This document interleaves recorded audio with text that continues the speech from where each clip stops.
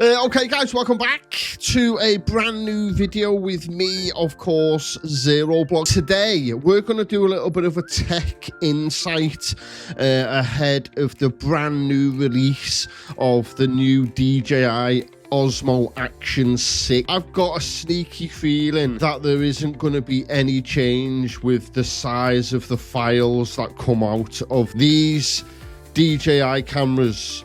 File sizes are just hideous. They're literally shutting people's computers down. It's just not funny, you know, trying to edit files what come out of these 4K files, the north of 100 gigabytes. Now guys, I was having this problem. I've always used GoPro, you know, and GoPro are pretty much the same. You know, they're pretty much the same with file sizes, ridiculously large. In some cases, they're just uneditable. You can't edit them because your computer can't handle them.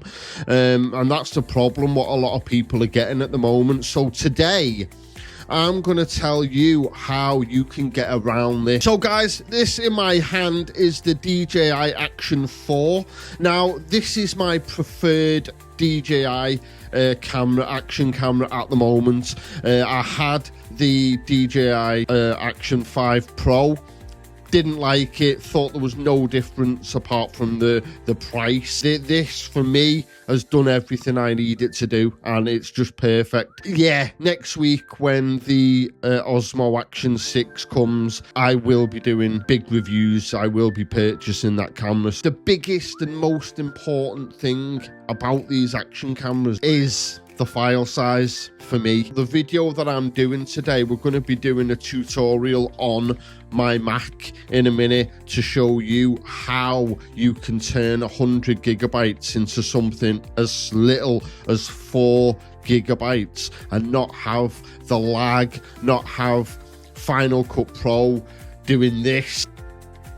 That is so annoying, really. Macs just don't like them, guys. They really don't. You know, you're gonna get that spinning thing constantly because your computer is fighting trying to upload the media onto your computer, and then it's like, right, hang on a minute, this file is 120 gigabytes. The Mac is only 256 gigabytes. So I'm not gonna do it on my 4 terabyte MacBook Pro because that's just stupid. I'm gonna do it on my MacBook Air 256 gigabyte M2. Pretty much what a lot of you guys will have. You know, you will have either a MacBook Air or a MacBook Pro straight out of the box. If you don't want to edit anything what you record on this, put it on your computer and then try and upload it to YouTube, it's never going to happen. YouTube are never going to accept, you know, they're never going to accept it, you know what I mean? They're going to just reject it because, you know, YouTube like between 2 gig and 5 gig. What you're going to need, guys, is your action camera, which you've obviously got because you're watching this video. You know, I'm going through my choice. DJI took over GoPro, and GoPro just can't catch them anymore. A big shout out to SSK, really good brand. Well, I've never heard of them, but they are good now. Yeah, so you're going to need one of these. It doesn't have to be an SSD. You can use any external hard drive, and it should work nice. So what we're going to do next, guys, we're going to head over now to my computer. We're going to open Final Cut Pro, and I'm going to show you how you turn 100 gigabytes into as little as 2 gigabytes. Keep watching. Okay guys, so we are on the desktop. This is the most important part of this video. This is going to show you how you can get from 100 gigabyte files to less than 5 gigabyte files. Edit them easy in Final Cut Pro and upload them to YouTube without any hassle whatsoever using any action camera, mainly the DJI range and the GoPro range. And this includes the brand new upcoming DJI Osmo Action 6. Yeah, Merry Christmas, my new screensaver. We've got the DJI Osmo Action 4 plugged in with the files in here, and my SSD, which we were talking about earlier on, also plugged in So what we're going to do, guys, right, we're going to, instead of dragging the footage from the DJI, which is plugged in, instead of dragging that 100 gigabyte file onto your desktop, what you want to do, guys, you want to drag it onto your SSD like this. Right, so there you go, guys. That is now on your SSD drive. So what we can do, we can just delete the files from our micro SD card on our DJI Osmo Action or GoPro. So you can just delete that and eject it. Now that is all ejected. All you should have on your desktop is your SSD drive, and there is your video footage from your action camera, and we're just going to leave that alone for a minute. If you're on a Mac, you are obviously going to be using Final Cut Pro. Any other system, guys, you're probably using Adobe. So what we want to do, guys, before we do anything here, you want to just go into your settings on Final Cut Pro and click on destinations.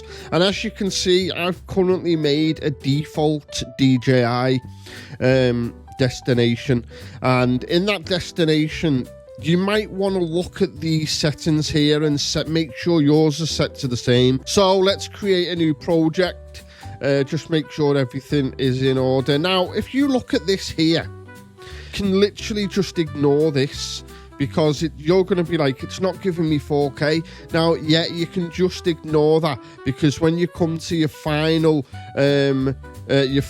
export, it will be giving you the 4K settings. So just ignore this and just type here, cut, and then create.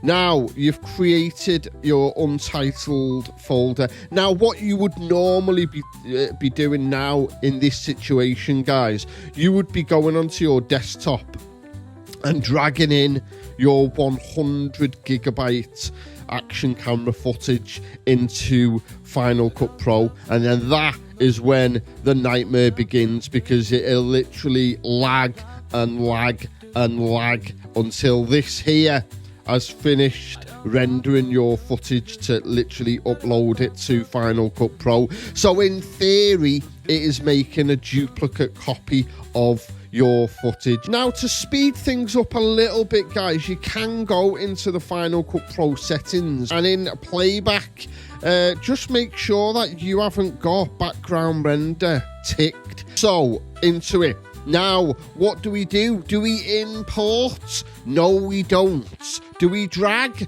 No, we don't. sorry, I'm, you know. Right, so what we want to do, guys, close Final Cut Pro. Close it. Just like that.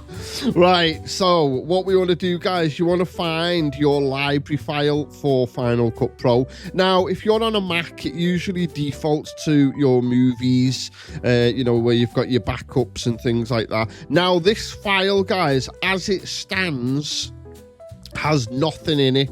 Now, if you would have dragged all of your footage into it on Final Cut Pro, that file would now be over 100 gigabytes in size, and literally your Mac storage would be at breaking point. It would literally be at breaking point, and that is where then you would start getting messages saying that storage is nearly full. So what we want to do, guys, we want to right click on this, copy it, and then open your SSD drive with your DJI footage in.